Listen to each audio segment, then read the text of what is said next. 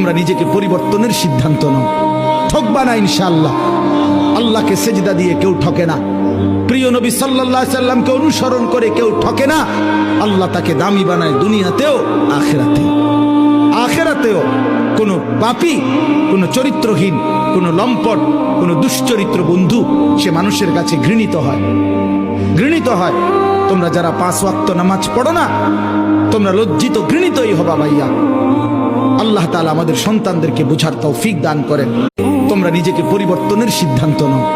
ঠকবা না ইনশাআল্লাহ। আল্লাহকে সেজদা দিয়ে কেউ ঠকে না। প্রিয় নবী সাল্লাল্লাহু আলাইহি সাল্লামকে অনুসরণ করে কেউ ঠকে না। আল্লাহ তাকে দামি বানায় দুনিয়াতেও আখিরাতেও। আখিরাতেও কোনো পাপী, কোনো চরিত্রহীন, কোনো লম্পট, কোনো দুশ্চরিত্র বন্ধু সে মানুষের কাছে ঘৃণিত হয়, ঘৃণিত হয়। তোমরা যারা 5 ওয়াক্ত নামাজ পড়ো না, তোমরা লজ্জিত ঘৃণিতই হবা ভাইয়া। আল্লাহ তাআলা আমাদের সন্তানদেরকে বুঝার তৌফিক দান করেন।